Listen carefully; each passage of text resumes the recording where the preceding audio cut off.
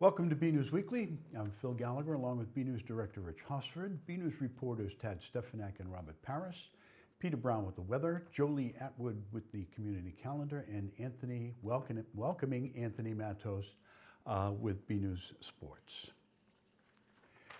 A former treasurer of Burlington Parent-Teacher Organization will be arraigned on charges related to stealing money from the organization. Burlington Police Lieutenant Michael McDade confirmed to BNEWS that Jonathan Ring, 41 of Burlington, will be arraigned in Woburn District Court on Friday, April 16th on one charge of embezzlement, one charge of larceny over $1,200, and one charge of larceny under $1,200.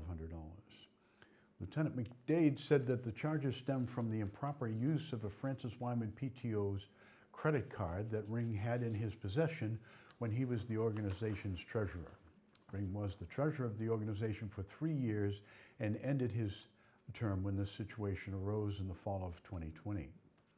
According to bank records obtained by BNEWS and confirmed by the police, there were allegedly 11 illegal transactions made on the credit card from March 2nd, 2020 to November 2nd, 2020, totaling $3,742. Police confirmed the card in question was the one issued to Mr. Ring. Most of the transactions were made at a Citizens Bank ATM on Middlesex Turnpike, where cash amounts between $300 and $600 were withdrawn. There were also 4 transactions of $159.99, all done on October 7th, made to an online website. BNEWS reached out to the current Francis Wyman PTO for a comment. This is what the executive board replied. Last fall, we discovered the alleged actions of our former treasurer. At that time, we were not able to identify the cause of the missing funds, forcing us to bring this matter to the Burlington Police Department. We were and still are heartbroken that donations the Francis Wyman families entrusted to us have been used in such a manner. We thank our members for their trust and support and look forward to the day our organization is made whole, which will allow us to continue our mission of enriching the educational experience for the Francis Wyman students and workplace enjoyment for the best elementary staff in Burlington. We contacted Mr. Ring about the charges. He said it is his belief that the charges of embezzlement and larceny over $1,200 will be dropped, and referred us to his attorney for further comment. At this time of taping, his attorney has not replied to our calls and text for comment. Keep in mind that all charges are allegations, and anybody is proven innocent until guilty. Burlington's 2020 town election was held last Saturday, and the results are in. For the latest, we go to BNEWS Director Rich Hosford in our election center.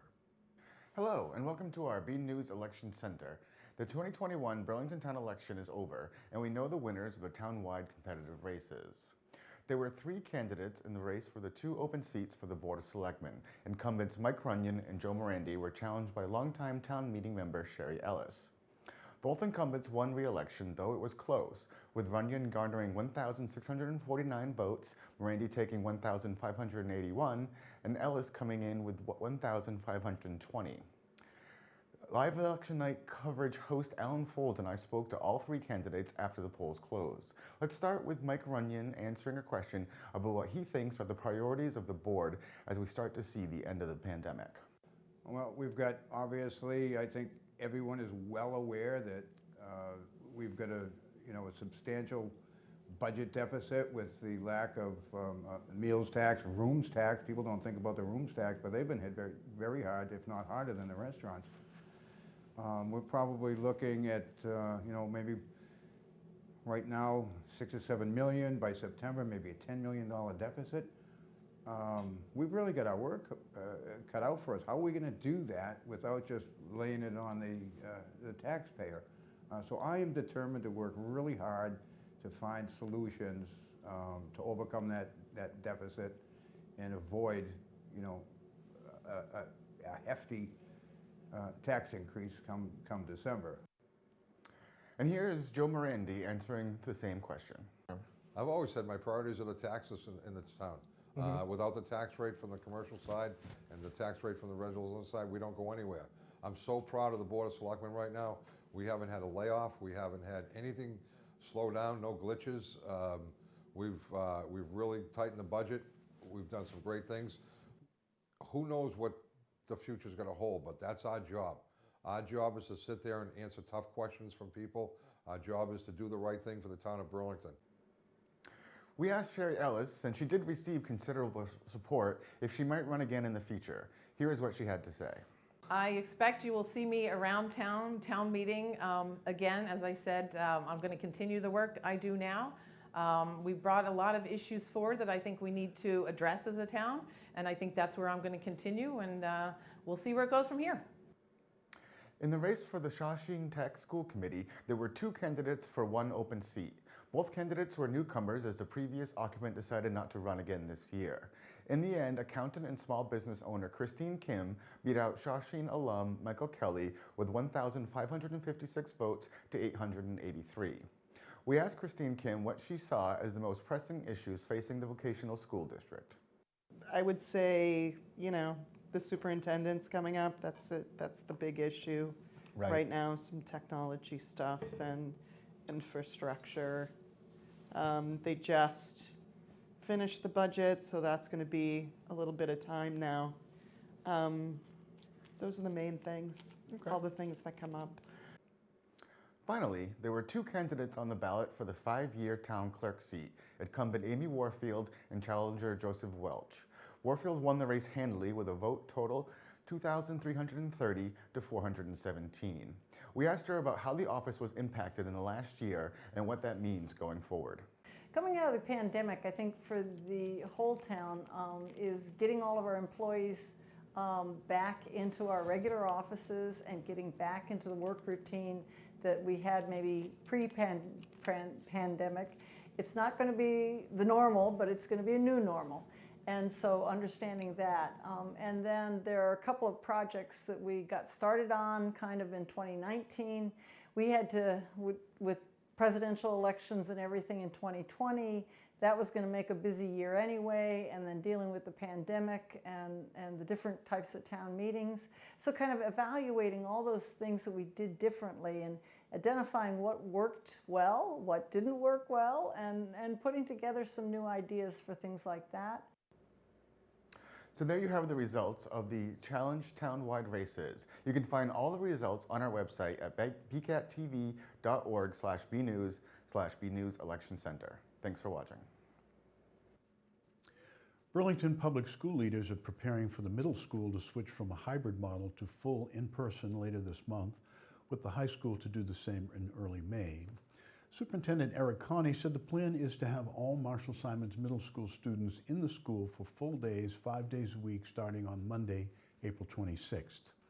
Originally, they had hoped to have the high school do the same on that date, but due to a spike in COVID cases, they have decided that school will be remote until May 3rd. He said there are currently about 130 people, mostly students, in quarantine from Burlington High. Middle school homeroom assignments have been delivered, he added, and some rooms have been modified for social distancing. The most complicated piece of the puzzle, Conti said, is transportation, because both the middle school and high schools will be moving from having half the students in the building 2 days a week to having everyone in the building at the same time. They have to alter the bus routes to provide transportation and accommodate that change. The difficult decision they made was that due to concerns about spreading the virus, they are not planning to change the bus routes for the elementary school. Conti said that although the Mass Department of Elementary and Secondary Education has lifted capacity restrictions on school buses, the CDC is still recommending at least 3 feet of distancing while wearing masks.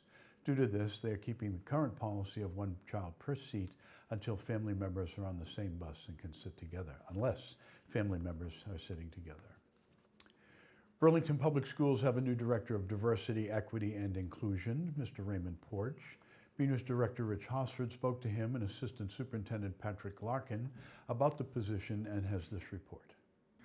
On Tuesday evening, the school committee welcomed the district's new Director of Diversity, Equity, and Inclusion, Mr. Raymond Porch. Currently the Director of School Climate and Culture at Boston Public Schools, Mr. Porch brings years of educational experience to the district, and with a master's from UMass Boston, certificates from Harvard, and being a current doctoral candidate, he has a wealth of education as well. I spoke to Assistant Superintendent Patrick Larkin about the process that brought him on board. He told me they had a total of 46 very qualified applicants and that Porch rose to the top. I don't think we could have made a bad choice, but we were thrilled that Ray Porch accepted the position. We're all excited to have him join the staff July 1st. Larkin explained that members of the community and students were involved in the interview process alongside school administration, and that they recognized what Mr. Porch brought to the table immediately. When you interview people for any position, you'll see people that have kind of the technical skills, the adaptive skills, the interpersonal skills. And one of the things I know it struck me when the students debriefed with us after they had heard the finalists is they were really impressed about Ray's ability to do all of that, and they felt genuinely a connection to him right off the bat. On a Zoom interview, Mr. Porch explained why he thinks having diversity, equity, and inclusion as a formal part of institutions like schools is so important. DEI, wherever it's done, we're seeing, across the country, how important the work is. It's one thing to sit and have a conversation. It's something else to have an actionable plan that yields results, that allows people to balance what they're doing with policy, what they're doing with teaching and learning in schools, curriculum, with relationship building with families and with each other, and honoring difference as an asset, and then navigating through challenges that will arise, as inevitably they will, because we're humans and humans have differences. Humans don't always jive on language, or we confuse understanding with agreement sometimes. These things will happen. He also spoke about what DEI means to him. And so DEI to me is the opportunity for us to kind of get back to center and do both, and look really hard at who we are and how we exist. And as Dr. Conti says, how we belong in spaces, and then talk about the barriers that may exist, or some of the assets that exist that we can build on to remove barriers. Mr. Porch said he was very inspired by the students who first pushed for the creation of the position and then participated in helping to fill it. I remember asking them, like, what are your hopes for this role over time? And they gushed with, like, everything was about the holistic community being stronger and honoring difference and honoring and uplifting student voice, and the community embracing that, and it becoming a way of being in the community that is just expected. Finally, he said he is excited to start in his new role. This circumstance, this opportunity, and the timing of it just lined up perfectly for me and my family, and for where I'm at right now, and professionally, to be able to hopefully learn a ton and add some value to some wonderful things that I know are going on in I can say now, our school district. From Burlington Public Schools, I'm BNEWS Director Rich Hosford. The Board of Selectmen voted to change the town's alcohol policy on Monday night to make it easier for smaller family-owned restaurants to open in town. Prior to the vote, in order to receive an all-alcohol license, an establishment had to have at least 120 seats. There was also a minimum of 40 seats for a beer and wine license.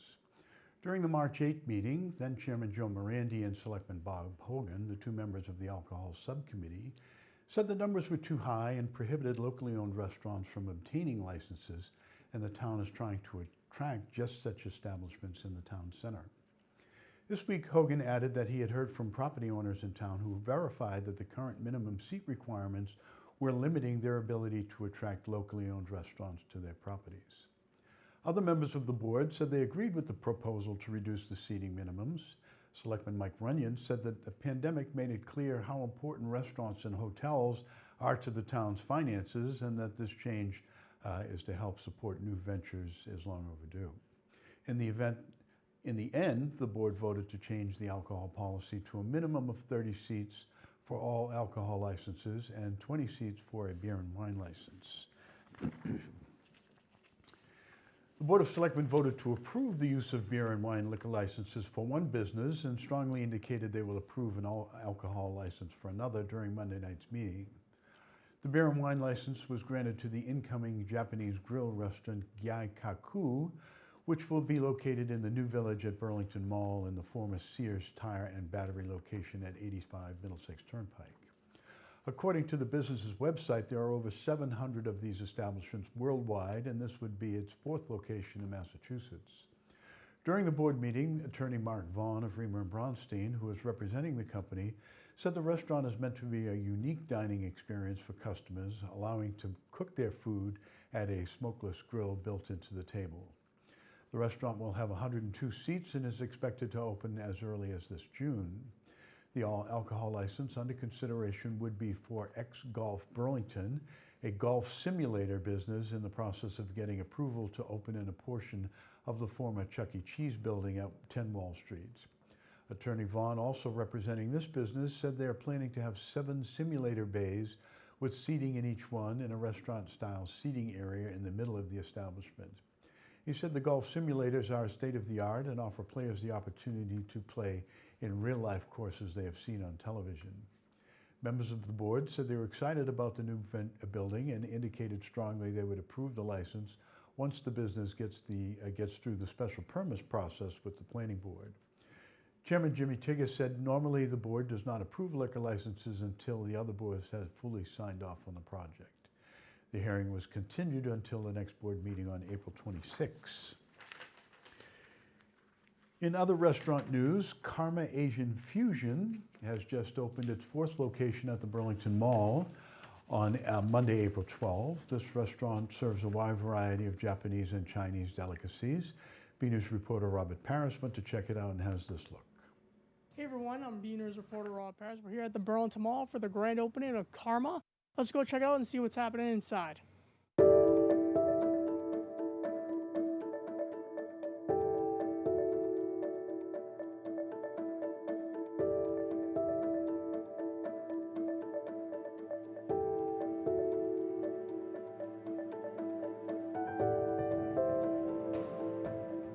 Karma Asian Fusion, we're opening our 4th restaurant today. It's privately owned by Iverson Gold. It is a high-end fusion restaurant with a kind of pretty heavy sushi menu.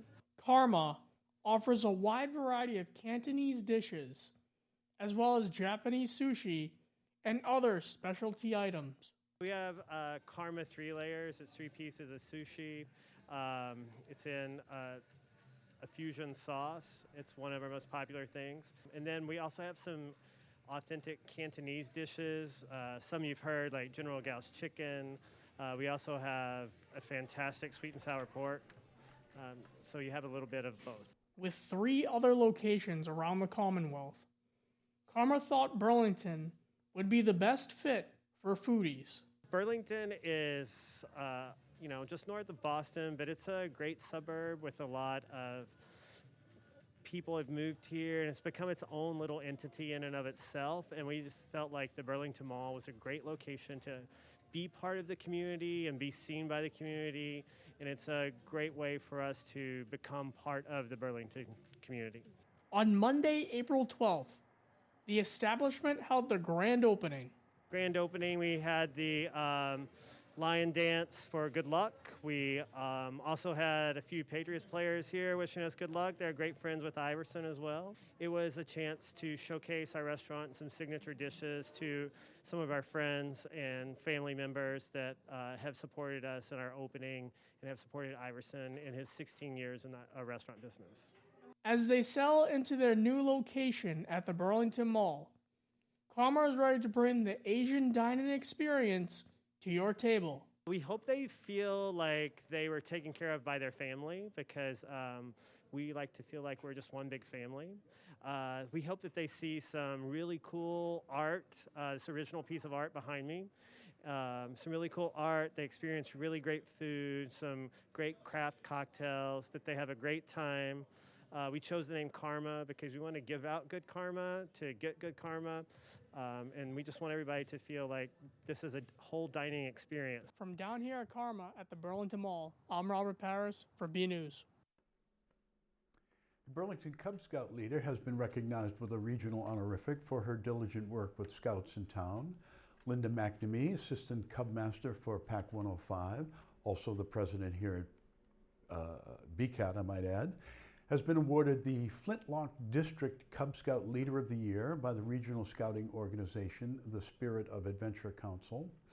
According to the Flintlock District Awards Committee, this Cub Scout Leader of the Year is presented to a leader who has demonstrated superior leadership, knowledge, and dedication for the betterment of the Cub Scout program on a unit or district level.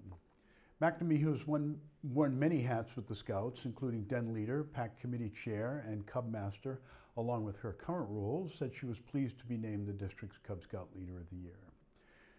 She said she was told that one event that helped put her in the top spot was the virtual Pinewood Derby that PACs 105 and 555 put on here in Burlington with the help of BCAT, which went virtual with it. They had Scouts make the cars and then gave them the opportunity to watch it live on BCAT and its social media platform. Other events she helped coordinate during the year of pandemic and social distancing, including a Summer S'mores Challenge, Scout Sunday and Girl Scout Sunday, and National Take a Hike Day. That isn't a, never mind. McNamee said she believes scouting is important because the organization expands on what children learn in school, including teachings on leadership, service to community, service to others, problem-solving skills, and critical thinking skills. Congratulations, Linda. Burlington Parks and Recreation Department has been honored by the Massachusetts Recreation and Parks Association for their outstanding outreach and programs in the past year. BNEWS reporter Tad Stefanak spoke to members of the department about the award and has this report.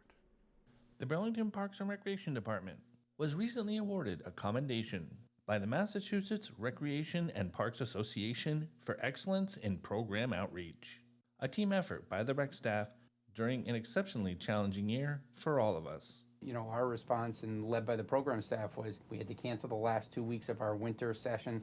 Our spring session was just beginning, so they combed through the brochure and looked at what they could do to make those programs virtual. And by doing that, I think the wheels started clicking on all the other things. Well, we have some special events in here. How are we going to do that? And the biggest one being our Easter special event. So we started with our Easter event that was scheduled for early April. We met together as a team and figured out a way that we could bring the bunny to the people instead of bringing people to the bunny. With the help of Wegmans using the veggie van. Perfect. We got great response and it started building the momentum towards other programs. We met on a weekly basis. It was a lot of brainstorming, a lot of time spent just on Zoom calls figuring it out. When everything first happened, we were definitely trying to figure out, A, how we could connect with the community in a safe manner, and then how we could do that, efficiently and get that going kind of quickly. We identified pretty early on that social media was going to be the way that we reached people. Social media was huge. We started using social media and different online platforms to create the brochure, get word out. We spent a lot of time developing content for our social media. We have a pretty big following anyways, but I think we saw an increase in that as word spread. Hey, Parks and Recreation is doing these things, or, have you seen what they put out? But that's also how we notified everybody that we had some hybrid or virtual programs. We spent a lot of time creating videos, teaching people how to actually register for our programs. Our instructors who were doing stuff in person were able to pivot pretty quickly to the virtual format. So whether it was like parent-child movement classes, or we had our basketball instructor come in and do some clinics that people could do in their backyards. So we set a lot of time aside to be able to not only train our staff on how to provide programming virtually, but the residents as well. We did offer participants iPads to borrow, to take home if they wanted to take advantage of that opportunity. And so I think it started, I don't want to say super slow, but it picked up momentum pretty quickly. I think we got more successful as we went, and I think as the public became more used to using virtual formats, Zoom and stuff like that, it became more and more successful. I also ran some special events, and I would say those are pretty successful. We did Valentine's social, cupcake decorating, just a couple different sort of fun, more novelty type activities, and those were pretty successful. We had some self-directed programs like a story walk or a silly walk. As far as popularity, the Silly Walk went national, which was great. You know, there are departments all across the country that started, picking up stuff. One of them, the police department in Ferguson, Missouri, picked it up and did their own Silly Walk, and that was good. That was great for our staff to see departments across the country looking to New England, to Burlington, Massachusetts, and saying, hey, what are they doing now? My favorite program that we have done probably would be, so we've done some story walks, which are installed at our parks. So we had one, I believe, at Wildwood, and then one at Simon's Park, where essentially like a sign, and it had the different book pages on it, and you could walk with your family and read the story as you go. We currently have one up for Autism Acceptance Month at Wildwood Park. My favorite event that we ran was the virtual fishing festival. I think it sticks out in my mind because it was one of the first events that we did that was successful. I always liked that event in person, so it was fun to be able to transition it to virtual. My favorite has to be the pop-up tree lighting that we did in front of Town Hall. It was a great process to watch. Something new every day was, being thought of and put out. So the award is really tailor-made for what we do, above and beyond, which I think the residents of Burlington have come to expect a little bit more. And one of the reasons why we hope people come to Burlington, move to Burlington, is because of the programs in the maintenance of the parks and facilities. BCAT congratulates the award-winning Burlington Parks and Recreation Department. I'm BNews reporter Tad Stefanak. Congratulations again to the department. It was really amazing how quickly they adapted to the new set of circumstances brought on by the pandemic, and how they were still able to provide quality programming to the town of Burlington.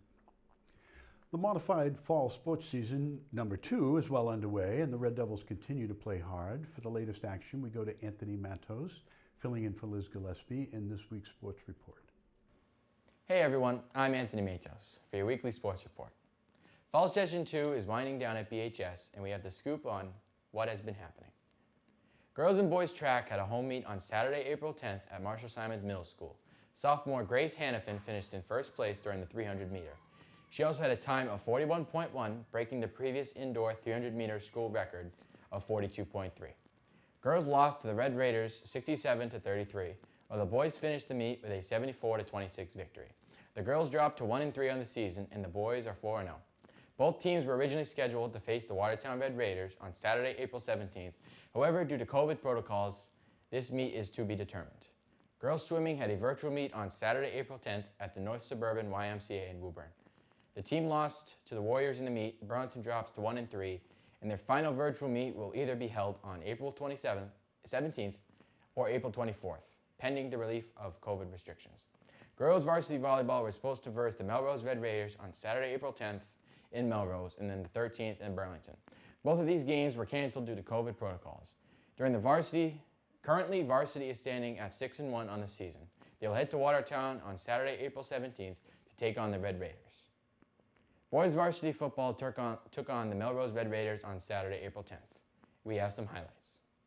The Red Devil varsity football team had a home meet against the Melrose Red Raiders on Friday, April 9th at Burlington High School. Let's head to the turf. Melrose came out firing on offense and defense. In the first quarter alone, Melrose put up 21 unanswered points. Here are some clips of the Melrose touchdowns.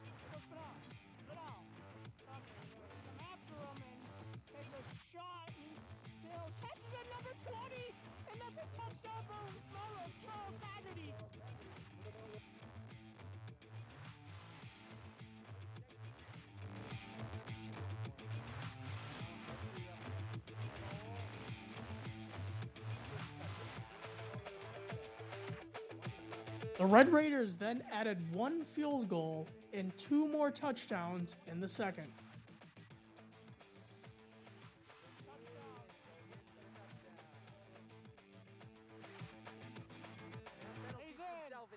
Halftime score was 37-0 Melrose. Burlington got on the board with 2:29 left in the third with a run by senior running back Ryan McGilvery. The final in the game was 37-6 Melrose. The Devils moved to 1-3 on the season and will face Watertown Red Raiders on Friday, April 23rd at 5 p.m. at VHS, if COVID restrictions are lifted. For more Red Devil action, go to BNEWS Sports section at bcattv.org and check out our Twitter page at BNews Sports. That's all for the Weekly Sports Report. I'm Anthony Matos. Back to you guys in the studio.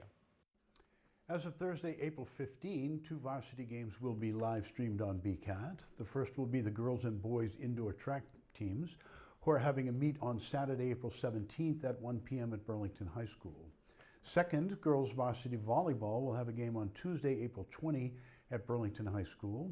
Opponents and time will be determined. Both of these games will be available to watch live on our BCAT TV Facebook page on the day and time of the action. We go now to BNews weatherman Peter Brown for the latest forecast, and hopefully he'll tell us this mid-April snowstorm, I put my snowblower away, I must have jinxed us, that we're experiencing today will soon be a thing of the past. We'll also check out the community calendar with Jolie Atwood to see what's happening in Burlington. Well, hello everyone, this is Peter Brown with your weather for the next 7 days. Here we are heading into the middle of April, and it is going to feel anything but spring-like this next 7 days. Unfortunately, it looks like the same weather pattern that we had last week is going to make a return for next week, so that's going to bring us a chance of some showery and yet pretty chilly weather. And yes, on Friday, starting out our period, we may even see some mixed flurries in there with the raindrops. So it looks like winter is really trying to make a comeback here as we head into towards the middle of April. Now, at this time of the year, our average high should be in the upper 50s to near 60, and we are going to be nearly 20 degrees colder than that starting on Friday. So if you were out and about in the Burlington area on Friday, you will need that heavy winter coat, as temperatures will be struggling to make it over 40 degrees. So really chilly out there. And when we get towards the end of our period, getting in towards next Thursday, our average high should be in the low 60s at this time of the year. And again, it looks like we're going to have another cold shot of air coming down from central Canada, and our highs might be struggling to reach 50 by then. So really not the nicest feeling week coming up. The only thing that reminds us that we're actually in spring is the length of day. Now as we go ahead and let's take a look at what the Climate Prediction Center is calling for us in terms of temperatures and precipitation here in the Burlington area. And again, looking at our temperature map, most of the United States is going to be seeing probably below average temperatures, and we here in the Burlington area are going to be no exception to that, unfortunately, over the next 7 to 10 days. As we look at our precip chances as well, looks like we're going to be about average, so nothing too crazy out there, but with this really cold air above us, every time the sun comes out, it's going to bubble up some of those fair weather clouds, and we have a chance of showers almost every day next week. So let's go ahead and take a look at that 7 days of weather coming up again, starting out on Friday. Yes, there are snowflakes in the forecast. Doesn't look like accumulating snow, but it is going to be out there, especially earlier in the morning, as it's really chilly as we start off our day on Friday. Again, only making it to 41 maybe. And of course, going down to near freezing again at night. Starting out very chilly on Saturday with temperatures only in the high 40s again. We moderate a little bit as we head in towards Sunday and towards the beginning of next week as temperatures start to creep back up to near normal. Again, that chance of light showers each and every day just about, and temperatures getting up again to near 60 by the time we get to Tuesday. But then looks like we're going to have a pretty good dose of rain, maybe Tuesday night into Wednesday, and that's going to usher in some colder air behind it as we head towards the end of the week. Again, getting to the Thursday time frame, looks like temperatures might be struggling to get out of the 40s again. So everyone, unfortunately, you're going to have to stay bundled up there in the Burlington area for the next 7 to 10 days, but enjoy the weather, have a great week, and we'll see you soon.